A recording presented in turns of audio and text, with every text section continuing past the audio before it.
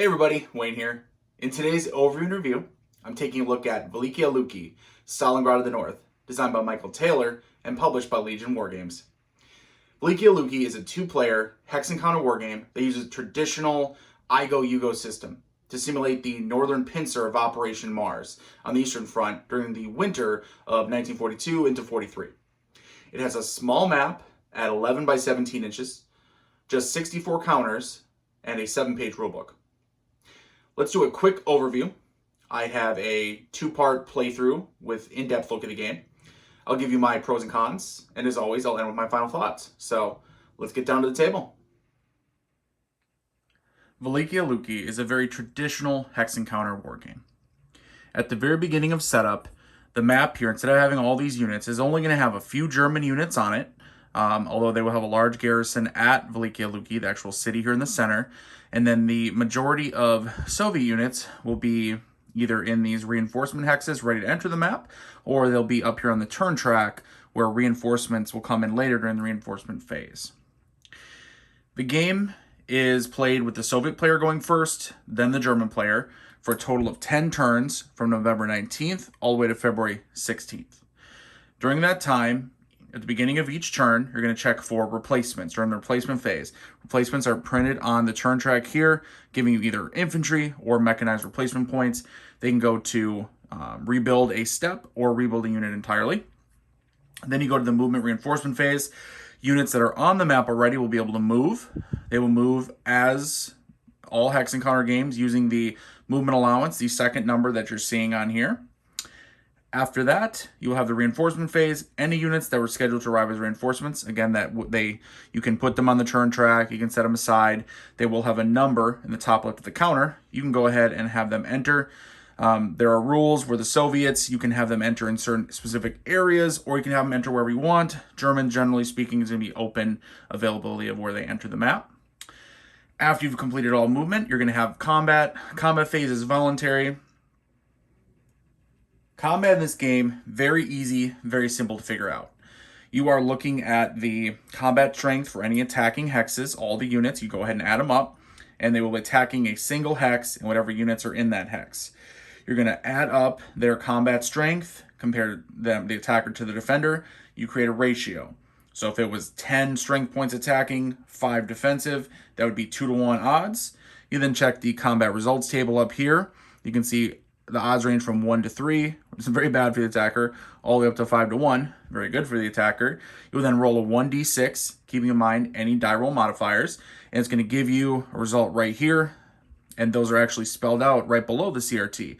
So for something like D1R, if you're not super familiar with hex encounter games, D1R, defender loses 1 step and retreats 1 hex.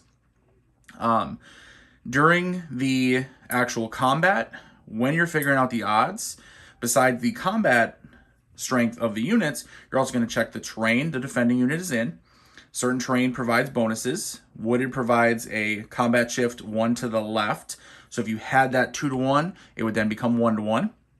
Also, if the attacker is attacking across a major river, which the Lovat is the only one, or if the defender is in a city, which there are 2 cities on the map, or attacking, you can see a fortification marker here on Velikiye Luki.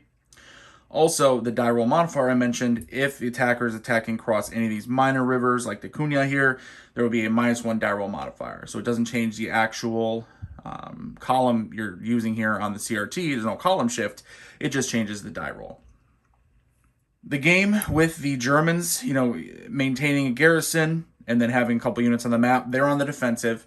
The Soviets are on the offensive. The Soviets are going to come in. They're going to have more units, more reinforcements over the course of the game. So they're going to get to push and push against the Germans.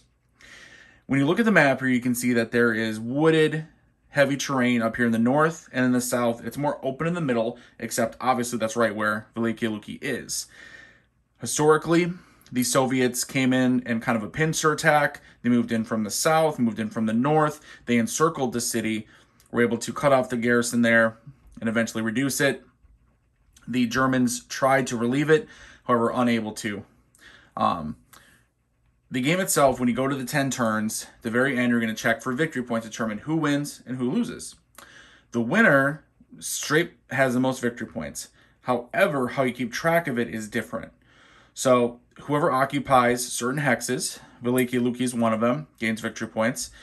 Rzhev-Sychevka over here, and then these objective hexes you can see either have a Russian star or a German cross. Now, not every area is worth the same to each side, though. For instance, for Velikiye Luki, if the Germans hang on to it, they get 9 victory points. If the Russians capture it, they only get 1. Rzhev-Sychevka is worth 3 to the Germans, 2 to the Soviets, which it's actually written right on the board here. And then each of these is worth 1 to each side. And then you look at units. Each Russian step loss, so every time the Germans inflict a step loss on a Russian unit, the Germans gain a victory point. The Russians get a victory point not per step loss of the Germans, but per unit loss. That's sort of a quick and dirty overview of the game. Again, it's a very standard hex encounter style game. All right, I think that's it for the overview. I have a full playthrough, divided into part 1 and a part 2, if you want to see the game in action and have a great old explanation of the different mechanics of the game. So go ahead and check those videos out. Otherwise, let's go on to the pros and cons. As usual, cons first. All right, my first con, the art style of this game, it's simplistic and honestly a little boring. Now, is it a huge negative? No. And in fact, I often like simpler maps, especially in hex encounter games like this. It makes it easier to read terrain, and it doesn't distract from the units, calculating odds or figuring out, when you're moving from hex to hex. But, it's just definitely not a map that is going to wow anyone. And as I think this game would be a great choice for new wargamers, something I'll touch on in more detail later, it's possibly a missed opportunity. I think most people who aren't used to older style wargames are going to look at this one and judge it by its cover. Second, I worry about the game's long-term replayability. There are a handful of optional rules you can use.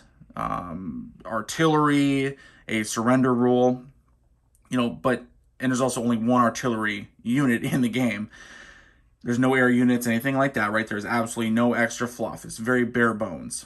And there's only one scenario.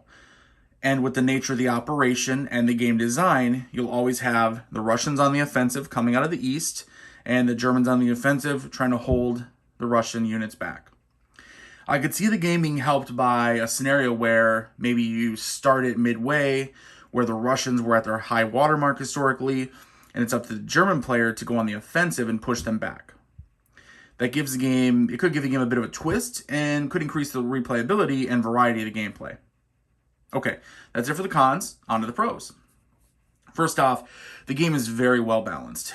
In my first game, the Russians had a narrow victory. In my second game, the Germans won a close victory. Then in the game I filmed my playthrough doing, the Germans had a blowout victory.